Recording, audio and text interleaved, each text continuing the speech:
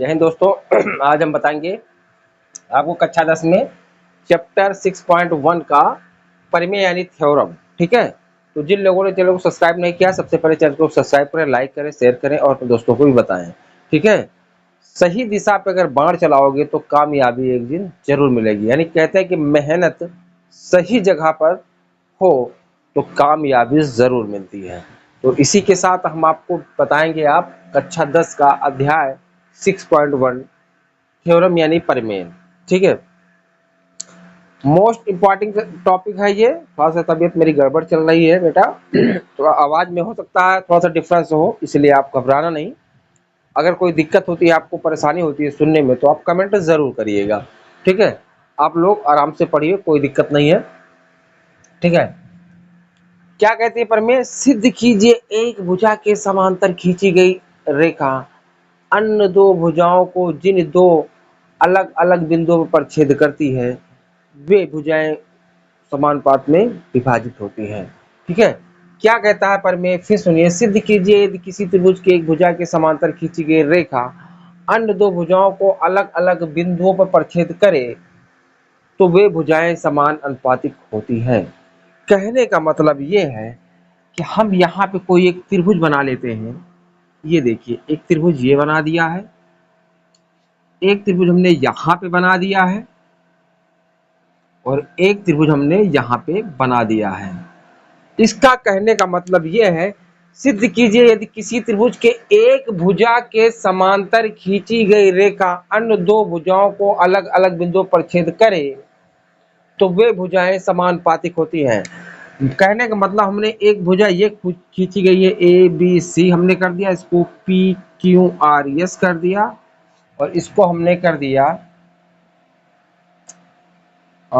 Ji H I कर दिया हमने। ठीक है, अब एक भुजा के समांतर कोई भी एक भुजा ले लीजिए आप, बीसी के समांतर कहता क्या कहता है, सुनिए पर मैं आपको एक सेकंड में याद दीजिए। सिद्ध कीजिए किसी त्रिभुज में एक भुजा के समांतर खींची गई रेखा या रेखाखंड, खंड और रेखा में अंतर है, हमने इस चीज पे पहले वाले वीडियो में बता दिया है। खींची गई रेखा अन्य दो भुजाएं ये हैं AC और AB है। अन्य दो भुजाओं को जिन दो बिंदुओं पर प्रछेद करे, इन दो बिंदुओं को प्रछेद करे तो वे भुजाएं समान अनुपातिक होती हैं। यानी AB और AC को प्रछेद करे तो ये भुजाएं समान अनुपातिक होती है। यहाँ पे कह सकते हैं D। समान अनुपातिक मतलब समान भागों में विभाजित करती है। कहने का मतलब है AD अपान BD और AE अपान EC, ये कहने का इसका तात्पर्य है। वही चीज यहाँ कर देते हैं। सिद्ध कीजिए किसी त्रिभुज में एक भुजा के समांतर खींची गई रेखा, सिद्ध कीजिए किसी त्रिभुज में एक भुजा के समांतर खींची गई रेखा अन्य दो भुजाओं को अलग अलग बिंदुओं पर प्रछेद करे तो वे भुजाएं समान अनुपातिक होती हैं। कहने का मतलब इसके समांतर हमने खींच दिया। ठीक, अब एक और बचा हुआ है। सिद्ध कीजिए किसी त्रिभुज में एक भुजा के समांतर, इस भुजा के समांतर खींची गई रेखा अन्य दो भुजाओं को अलग अलग बिंदुओं पर छेद करे तो वे भुजाएं समान अनुपातिक होती है। बात समझ में? चाहे जिस कंडीशन में आप इसको रखिए, चाहे आप इसके समांतर इसको खींच दिए या इस भुजा के समांतर इस भुजा को खींच दीजिए या इस भुजा के समांतर इस भुजा के खींच दिए, त्रिभुज में किसी भी कंडीशन में कोई भी भुजा लेकर आप खींच सकते हैं। परिमेय को फिर से सुनिए। सिद्ध कीजिए किसी त्रिभुज में एक भुजा के समांतर खींची गई रेखा अन्य दो भुजाओं को अलग अलग बिंदुओं पर प्रछेद करे तो वे भुजाएं AB और AC समानुपातिक होती हैं। ये बात क्लियर हुई। अब इसको हम डिलीट करते हैं और आपको सिद्ध करना बताते हैं कि ये कैसे होता है। ठीक है, आवाज थोड़ा सा गड़बड़ है, तबीयत थोड़ी सी गड़बड़ है। ठीक है, आप घबराना नहीं है, आप लोगों को अच्छे से समझना है। आप फिर सुनिए, सिद्ध कीजिए किसी त्रिभुज, देखिए आप ध्यान दीजिए, सिद्ध कीजिए किसी त्रिभुज में एक भुजा के समांतर खींची गई रेखा अन्य दो भुजाओं को अलग अलग बिंदु पर छेद करे तो वे भुजाएं समानुपातिक होती हैं। एक बार हम फिर से रिवीजन आपको करवाते हैं, आप लोग घबराइए नहीं, बिल्कुल ध्यान से देखिए। यहां देखिए हमने एक त्रिभुज बना लिया है ए बी सी, तो कहता है सिद्ध कीजिए किसी त्रिभुज में एक भुजा के समांतर खींची गई रेखा अन्य दो भुजाएं ए बी और ए सी अन्य दो भुजाओं को अलग अलग बिंदुओं पर छेद करे तो वे भुजाएं समान अनुपातिक होती है। यही आपको सिद्ध करना है, तो चलिए हम आपको बताते हैं। ठीक है, क्या करेंगे, हम एक त्रिभुज बना लेते हैं। सबसे पहले हम एक त्रिभुज बनाते हैं। हमने यहाँ पे एक त्रिभुज बनाया है ये, और इसका नामकरण कर देंगे ए बी सी। ठीक है, ए बी सी हो गया। तो सबसे पहले हम क्या लिखेंगे, दिया है। इसको सिद्ध करने के लिए सबसे पहले हम लिखेंगे दिया है, मतलब गिवन। गिवन मतलब दिया है। क्या दिया है, दिया है आपका एक त्रिभुज ए बी सी है, एक त्रिभुज ए बी सी है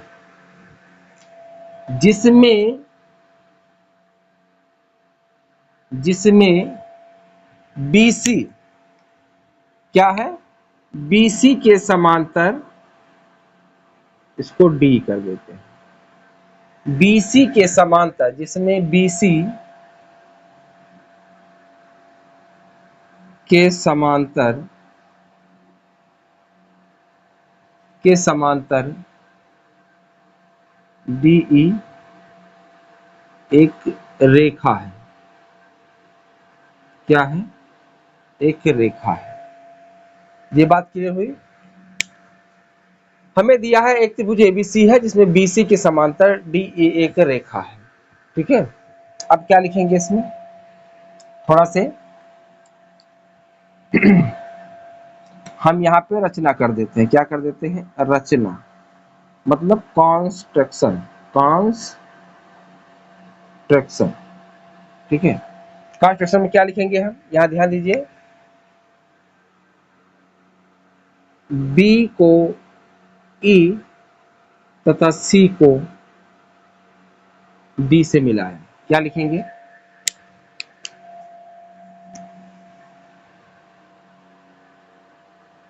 B को E तथा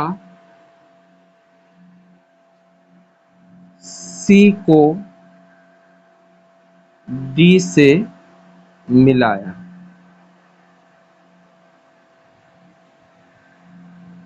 तथा देखिए, इसके लिए आप कुछ और करना पड़ेगा। तथा ई यहां से कर दीजिए, यहां इस पर लंब डाल दीजिए, तथा एक लंब यहां डाल दीजिए और एक लंब एसी भुजा कर दीजिए। इसको यम कर दीजिए, इसको कर दीजिए आप एन कर दीजिए। तो लिखेंगे तथा ए नहीं है, ई एन है, तथा ई एन लंब ए बी और डी एम लंब AC खींचा। क्या खींचा, AC खींचा। ये बात क्लियर हो गई।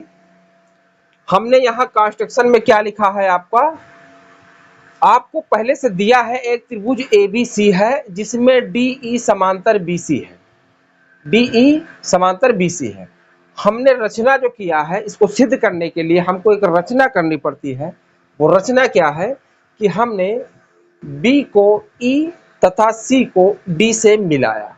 ठीक, अब हमने क्या किया, एक ई एन लंब ए बी खींचा, यानी कि ए बी पे ई एन लंब खींचा।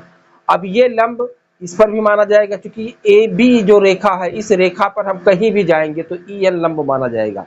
जैसे मान लीजिए हमने यहाँ पे इसको हमने क्या कर दिया, ए बी कर दिया है, और हमने एक लंब ई एन खींचा है, ठीक है। अब ये रेखा चाहे यहाँ हो, यहाँ हो, यहाँ हो, यहाँ हो, यहाँ पे, अगर इस पर कहीं भी है तो ई एन लंब माना जाएगा कि इस रेखा पर कहीं भी ई एन हो सकता है। एक हमको खंबा मिलेगा जो 90 डिग्री पर खड़ा होगा, तो इस भुजा पे कहीं भी हो तो हमको वो लंब माना जाएगा। उसी प्रकार हमने AC पर लंब क्या खींचा है, DM खींचा है। अब इसके बाद हम आपको सिद्ध करना बताएंगे। ये बात क्लियर हो गई? तो दो चीजें हो गया, आपका दिया है और गिवन, ठीक है।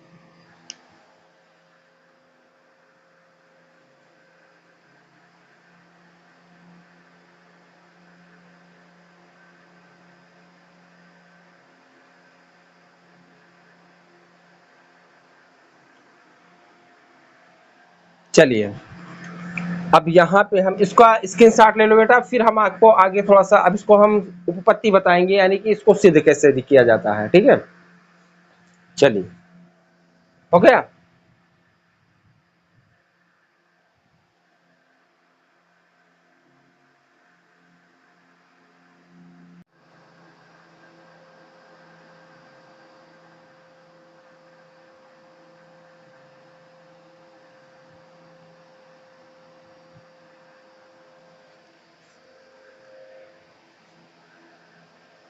चलिए हमें क्या सिद्ध करना है, सिद्ध करना है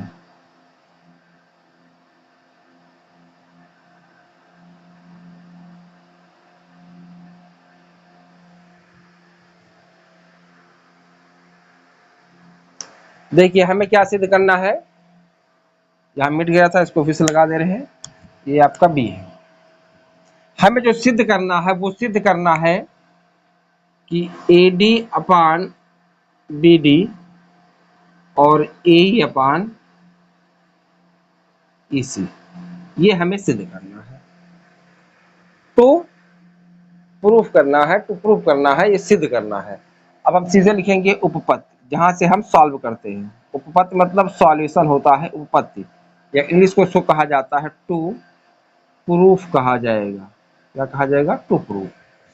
अब देखिए यहाँ पे इसको सिद्ध करने के लिए हम किस में ले लेंगे, एक त्रिभुज में लेते हैं, त्रिभुज ADE, त्रिभुज ADE तथा इस त्रिभुज में लेगा ADE इस वाले में, और तथा त्रिभुज BDE में, तथा त्रिभुज BDE में। ये बात क्लियर हो गई। अब क्या करेंगे, सबको पता है अगर कोई त्रिभुज हो और उस त्रिभुज में कोई एक रेखा लंब हो, तो त्रिभुज का क्षेत्रफल होता है, त्रिभुज का क्षेत्रफल, त्रिभुज का क्षेत्रफल क्या होता है, 1/2 आधार गुणे ऊंचाई, आधार गुणे ऊंचाई या आधार गुणे ऊंचाई या लंब, ठीक है। 1/2 आधार गुणे ऊंचाई, ये त्रिभुज का क्षेत्रफल होता है। और हमने इस त्रिभुज में लिया है ADE, और हमको पता है इस त्रिभुज में EN क्या है, एक लंब है, इस त्रिभुज का एक लंब है। तो ADE में लिखेंगे, त्रिभुज ADE में क्या हो जाएगा, 1/2 आधार, आधार आपका क्या है, आधार आपका AD है, क्योंकि त्रिभुज में लिया और ये लंब है, तो AD गुणे EN क्या हो जाएगा, EN। अब क्या करेंगे, अब आप ले लेंगे त्रिभुज BDE में, किसमें लेंगे, BDE में लेंगे, फिर वही प्रक्रिया 1/2 गुणे, अब देखिए BDE कौन है, BDE, BDE में देखिए ये रेखा AD और BDA की, AB की ही रेखा खंड है, AD और BD AB का ही रेखा है। और इसी पर हमने बताया था अगर रेखा कहीं भी हो, लंब हो, तो उस पर AB पर रेखा लंब माना जाएगा। तो उस कंडीशन में भी ये क्या है, लंब है, और आधार आपका बन गया BD, यानी कि BD गुणे EN, BD गुणे EN। ये बात क्लियर हो गई। अब इसके बाद हम आगे चलते हैं। अब इसके बाद हम इस त्रिभुज में ले लेते हैं। हमने किस त्रिभुज में लिया, ध्यान दीजिएगा थोड़ा सा। हमने लिया था इस त्रिभुज में ADE में, इस वाले त्रिभुज में, और अगला लिया था BDE में, इस वाले त्रिभुज में। ये दोनों में हो गया। अब क्या करेंगे हम पुनः लेंगे ADE में और ले लेंगे DEC में। ठीक है, तो पुनः त्रिभुज ADE में, ठीक है, तो वही प्रक्रिया है। ADE में क्या हो जाएगा आपका, त्रिभुज ADE एरिया करेंगे, त्रिभुज एरिया त्रिभुज ADE। यहां भी एरिया था आपका त्रिभुज ADB का क्षेत्रफल, तो हो जाएगा 1/2 गुणे आधार आपका क्या है, यही है। कौन सा हो जाएगा आपका, AD गुणे, सॉरी AD नहीं, इस बार ध्यान दीजिएगा, सॉरी देखिए, ध्यान दीजिएगा। हमने इस त्रिभुज में लिया है ADE में, तो इस बार इसको आधार मानेंगे, क्योंकि ये भी लंब है, ये भी एक लंब है। ध्यान दीजिएगा, ये भी एक लंब है। तो 1/2 गुणे आधार आपका हो जाएगा AE, और लंब है आपका DM। क्या है लंब, DM। ये बात क्लियर हुई। और इसके नीचे थोड़ा सा जगह लिख दे रहे हैं। और फिर एरिया त्रिभुज इसमें ले लेंगे DEC में, DCE या DEC एक ही बात है। त्रिभुज DCE में एरिया त्रिभुज यानी त्रिभुज DCE का क्षेत्रफल, या एरिया सिर्फ में मत लिखिए, ठीक है। और यहाँ पे भी हमने एरिया ही लिखना था, ये एरिया होगा और ये भी एरिया ही होगा, ठीक है। अब यहाँ ध्यान दीजिएगा, किसमें लिया हमने, ध्यान दीजिए DCE, ठीक है। तो 1/2 और आधार कौन सा होगा आपका, EC होगा, CE या EC, CE या EC, और लंब क्या होगा, वही DM, ठीक है। चलिए इसका स्क्रीनशॉट लो, फिर हम आपको आगे बताते हैं। अब इसको डिलीट कर दें, नहीं इसको सब जाने के लिए रहने देना, थोड़ा सा स्पेस नहीं है। चलिए अब क्या करेंगे हम, ध्यान दीजिएगा। अब हम अनुपातिक करेंगे, ठीक है। अब क्या करेंगे, हम अनुपातिक करेंगे। तो अनुपातिक करके देख लेते हैं, ठीक है। इसको मान लेते हैं हम समीकरण 1, इसको मान लेते हैं 2, इसको मानते हैं 3, और इसको मानते हैं 4। अब क्या करेंगे, हम अनुपातिक करेंगे। इसको डिलीट कर दें, फिर आपको बताएं। स्क्रीनशॉट हो गया। चलिए चलिए चलिए, सिद्ध करने वाला हम छोड़ दे रहे हैं।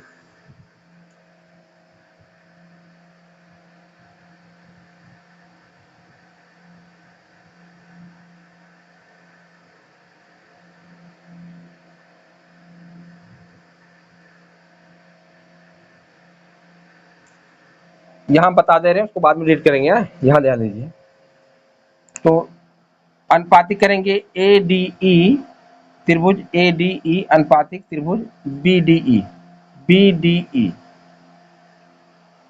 तो क्या हो जाएगा, ए वाला का था 1/2 AD गुणे EN, और इसका क्या था 1/2 BD गुणे EN। ये बात क्लियर हुई। अब इसको यहाँ डिलीट कर दे रहे हैं। ध्यान दीजिएगा, आपको लिखना था समीकरण 1 व 2 से अनुपातिक करने पर, समीकरण 1 2 का अनुपातिक करने पर। अब क्या करेंगे, यहाँ पे देखिए जो कटे काट दीजिए, 1/2 से 1/2 कैंसिल हो जाएगा, EN से EN कैंसिल हो जाएगा, आपका आ जाएगा AD/BD, और इसको मान लीजिए समीकरण नंबर 5, ठीक है। अगेन क्या करेंगे, अगेन करेंगे। अगेन में क्या हो जाएगा, जो आपने ये लिया था, तो त्रिभुज आपने क्या लिया था, त्रिभुज ADE, और अनुपातिक कौन सी भुजा लिए थे, DEC या DCE, त्रिभुज DCE, ठीक है। अब यहां ध्यान दीजिएगा 1/2 AE गुणे DM, ठीक है। और दूसरा क्या था आपका, अनुपातिक हो जाएगा 1/2 CE गुणे DM, ये हो जाएगा। और इसको मानेंगे भी, अभी नहीं, अभी काट देते हैं। यहाँ 1/2 से 1/2 कैंसिल हो जाएगा, सेम है। और DM बराबर है, और आपका आ जाएगा AE/CE। इसको मान लेंगे समीकरण नंबर 6। ये बात क्लियर हो गई। चलिए इसका स्क्रीनशॉट लो, फिर हम आपको आगे बताते हैं। अब हमको जो जो चीज बता है वो हम यहाँ साइड में इसको डिलीट नहीं करेंगे, यहाँ नोट कर लेंगे। तो AD/BD, ये समीकरण नंबर 5 आया था, और एक आया था AE/C, ये समीकरण नंबर 6 आया था। इसको डिलीट करेंगे इसलिए वहां नोट किया है, ठीक है। डिलीट कर दे। चलिए समझ में आया। चलिए, तबीयत थोड़ा सा गड़बड़ है बेटा, इसलिए आप मेरे साथ कोऑपरेट कीजिए। अब एक बात आपको हम बता दें, देखिए अब क्या कंडीशन होगी, किस प्रकार ये बराबर होंगे, ठीक है। हम जानते हैं कि हम क्या जानते हैं, देखिए DCE है। अब देखिए दोनों त्रिभुज एक ही समांतर भुजा के आधार पर बने हैं। किसी मतलब आपको लिखेंगे त्रिभुज BDE तथा त्रिभुज BCE एक ही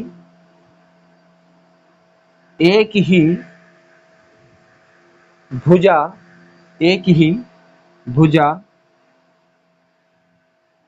DE के आधार पर बने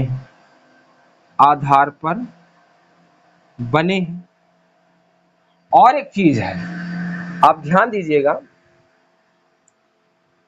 हमने इस त्रिभुज में लिया था BDE और हमने लिया था DCE। एक देखिए ये वाला,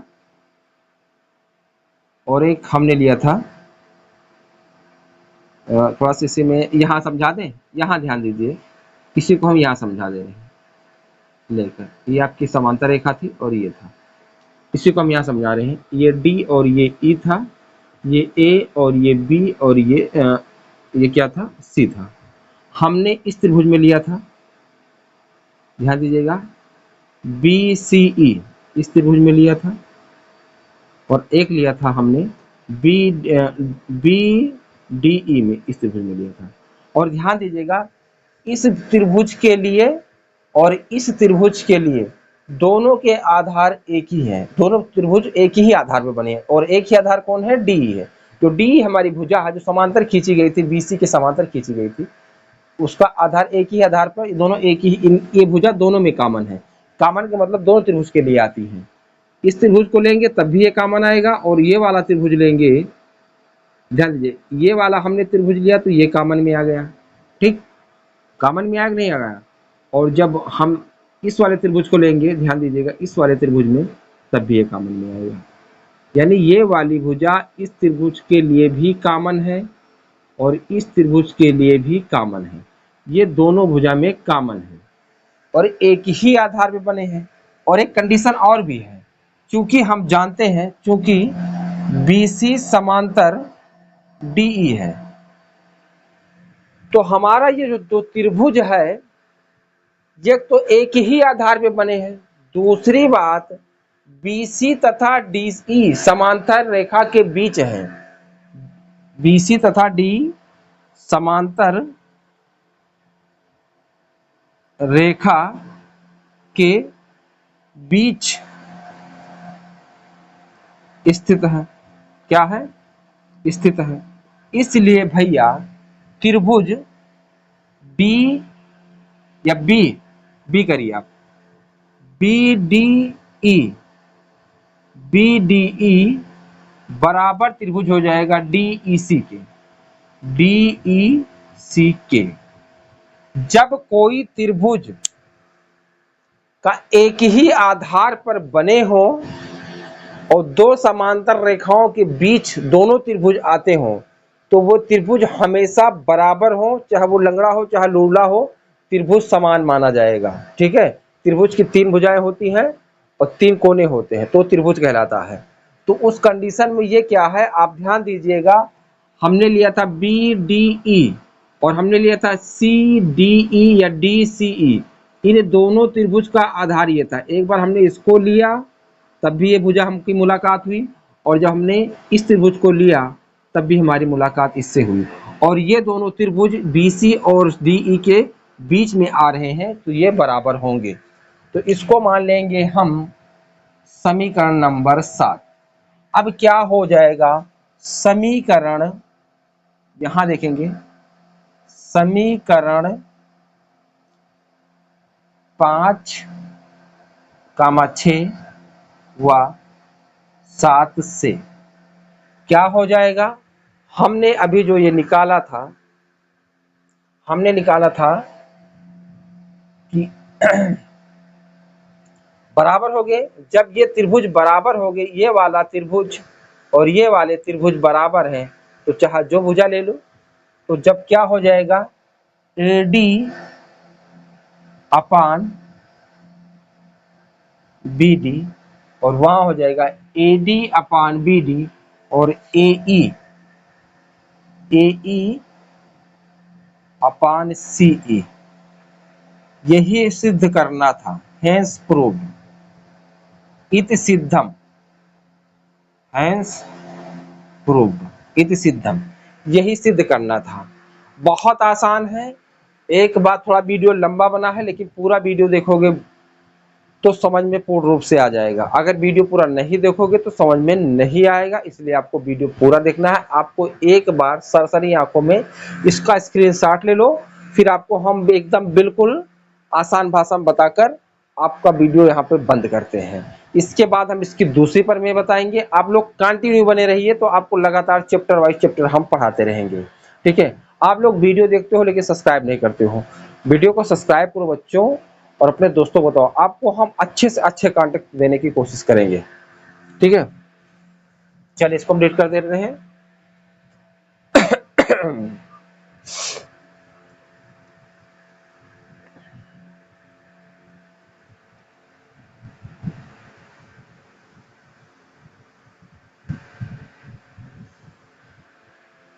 देखिए हम क्या पढ़ा रहे थे, अध्याय 6.1 का प्रमेय नंबर फर्स्ट।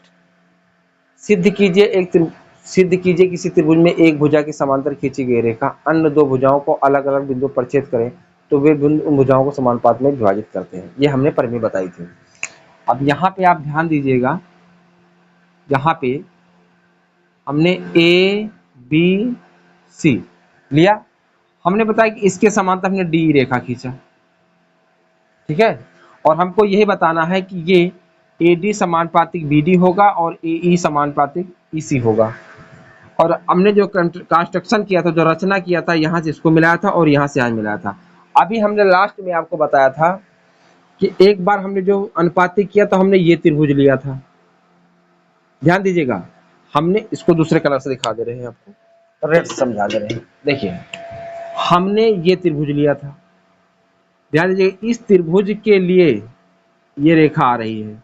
और अगली कौन सा त्रिभुज लिया था, हमने DCE लिया था, ये त्रिभुज लिया था, ये वाला त्रिभुज लिया था, और दोनों में ये कॉमन है। पहली बात, दोनों त्रिभुज एक, इसको अगर हम मिटा दें इसे, अब ध्यान दीजिएगा, ये लीजिए, ये हो गया और ये हो गया, तो दोनों के लिए कॉमन था, यानी एक ही आधार पर दोनों त्रिभुज बने हैं।